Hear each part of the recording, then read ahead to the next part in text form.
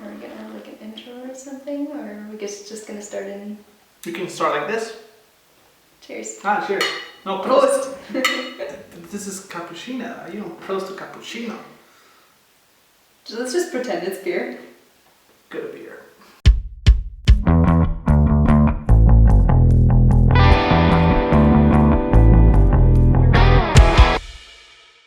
Hey everyone, welcome to our first video in Emily and Iordan channel. Wait, it's Iordan and Emily?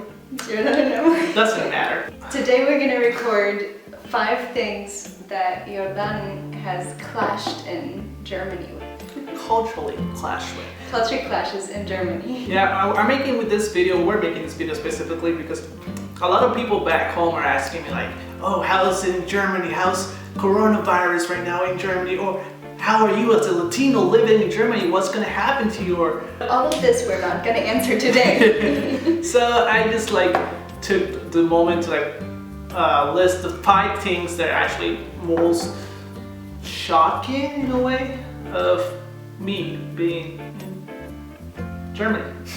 We're gonna talk first basically about food. Now, before I talk about food, I want to make it clear that the German food is actually really good, and I'm not here to complain about the German food at all. This is the first disclaimer of this video. I love your food. Don't worry, I love your food. So basically saying that I'm a good cook. Okay, fine. Let's go to the next one. She's a good cook, yes. However, I am a meat person. I love meat. And in Germany, well, there's good meat, yes. But the meat is basically without the bones. And you know, me as a Latino, we like to eat the meat out of the bones. And that's something that actually means. But what I'm actually wanting to talk about is one essential food item in Germany, which is bread.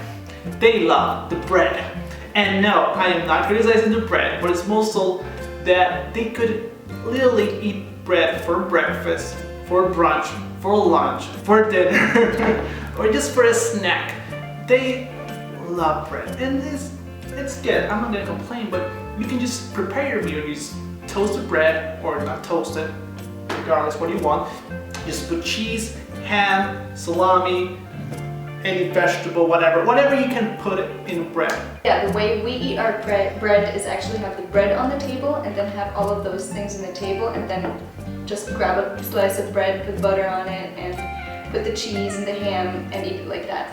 But let me say something to that. You've actually been eating more bread than I have but living here. It's cheap, okay? It's cheap. I don't have money, okay? But yes, but this is like one of the retrospect. I mean, you can say that also in Honduras that we eat baleadas whenever we can, but it's different. Like you have to feel like bread is so simple for us that it is so traditional for them. It's the shocking part, yeah, part of the title of the video, shocking. So yes, I'm not complaining. No, I love your food, Germans. I love your food. Stop apologizing. Yes, I do that too. I apologize a lot.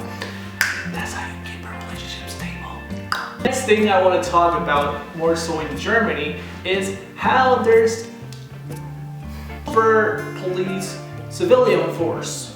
What am I trying to say this? It says civilians take the task of being law enforcers as they will point you out when you're disobeying the law or breaking the law. I've heard stories about this more so, and I've actually had some quiet experiences. Like when I was in Munich and I was walking by they do have like a, how do you call that? A street just for a bike lane? A bike lane, yes.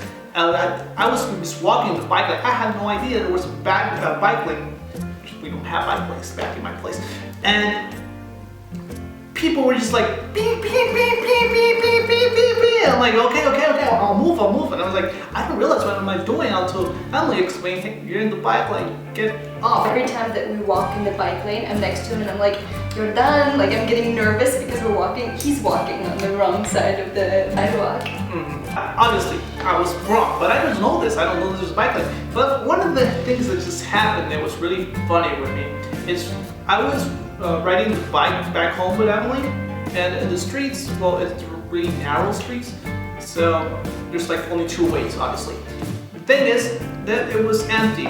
It was really empty, and I'm just like, okay, I'm driving with Emily, I'm just gonna drive with her beside me. She's on her lane, the right lane, and I'm in the left lane, the wrong lane, but there's no one there, so I'm like, cool, whatever.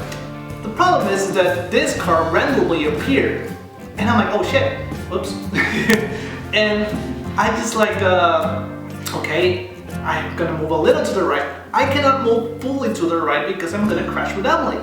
So I just move a little to the right, and the car in front of me, Was that a motorcycle? No, it was a car.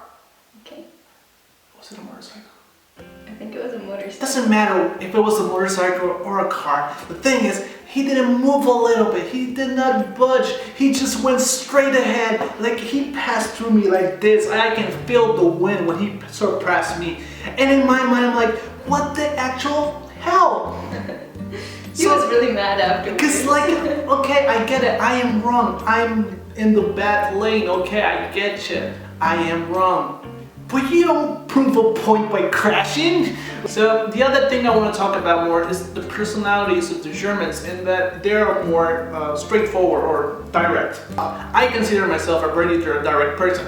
Like if you want to talk to me, you don't have, like we Latinos have the custom, and it would be rude if you don't do that. That like, hey, how are you? I'm fine. You? Oh, how's your parents? How's your friends? How's your kids? Half an hour later. We get to the point of, hey, I need a favor or something like that. But now in Germany, people would just tell you, hey, I need a favor. And that's pretty cool. I like that. There's a hey in front, yeah? Hey. Noticed in different occasions where I was just being German. And one of those things was actually recently when we were watching a movie.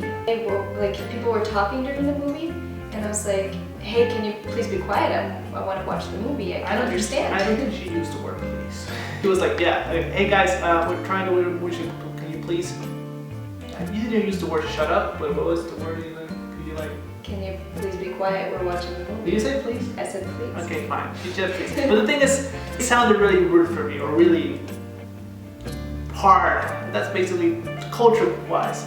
It's true, they were talking a lot, and it's pretty annoying when you're watching a movie and someone's talking. I give her the right there, but the thing is... And it was literally like the fact that we could actually listen. Yeah, but we're trying to say that she just like said like, hey, can you guys be quiet trying to watch a movie or something like that. I was like, whoa. Jake. The next point that we're going to talk about is mostly about the thing that describes Germans the most, and it's efficiency. And I'm going to divide it into two categories right now. So the first part we're going to talk about is punctuality.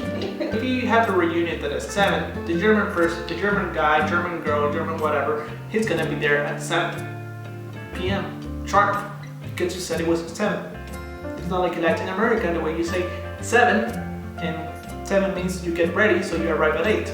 No, it's very different, and that's really shocking for me because I've arrived not that late, but a little late, and everyone was already there, and I'm the last person at the party, or not the party, but more like the reunion. I'm like, oh, I messed up, and that actually influences a lot, because if you're like just 5 minutes late, I guess it's fine for some Germans, but it's still rude that you're wasting your time. Yeah, Germans don't like to wait. It's actually part of a culture that we actually organize an event or something, and we say like, hey, it's gonna be at 6, expecting people will come at 7. And the next point that I want to talk about, Germans are organized as F. Latinos, we're more spontaneous. Germans are sometimes spontaneous, but not like. Like if I want to meet up with a friend, I would like message him. Yeah, it would be like, okay, hey, do you want to hang out sometime? Okay, cool. When? Take out my calendar, see, oh yeah, in like 2 weeks, Friday? Yeah, Friday's good. I don't have anything on Friday yet. It actually has happened, guys. They actually pulled off the phone and checked their agenda. We don't have agendas now. Basically, you have to make an appointment to meet up with your friend.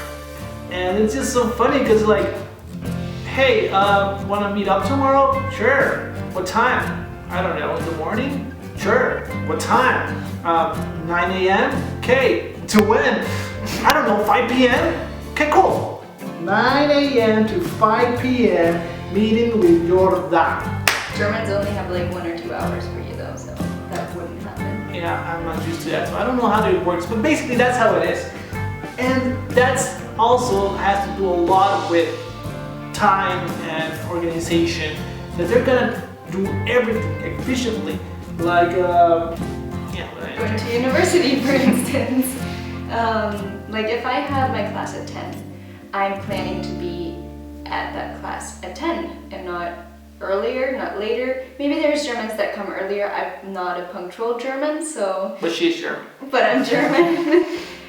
So like I plan and I see, okay, what train do I have to take to be there at 10? And then I will go to the train, I will go to the place, maybe it's in the middle of the train so that I can get off at the place where it's closest to where I have to walk next, to get the next train as fast as possible, and then to get there a little bit before 10 and be there at 10. Calculating on how much time I need to actually walk to my class, all of that. I won't waste a minute.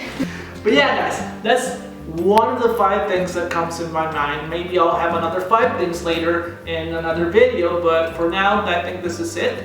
Any last words you want to share with our audience, our new audience, which we expect every week? I mean, if you guys want to know something about, like have questions about Iordan being here, or just other ideas of what we could film, leave a comment, leave your like, leave your love. We appreciate it. I'm actually interested now on what are the culture shockings you found in Honduras. We should make a video on that. Okay, maybe it could be the next video. But yeah, guys, it's been pleasant to be with you, and it's actually been really fun to share this with you. German is great. Again, I was gonna give a small disclaimer about this. Not every German is like Emily. It's like Emily, not every Latino is like Iordan. It's different, obviously, and every person is different. I myself did not consider myself at all like a Latino. I was like, oh, Latinos are like this. No way I'm like that. I am very much Latino, because when I'm here, I'm a different culture. I see all the differences. Okay, yes, I miss that. You're always going to be influenced by your culture. Yeah. Like, why would you be there at 7 if everyone else is going to be there an hour later? Well, guys, that's been it.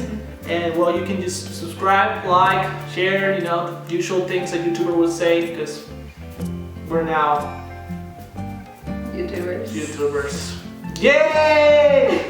say hi to the camera. Bye. Oh, maybe bye.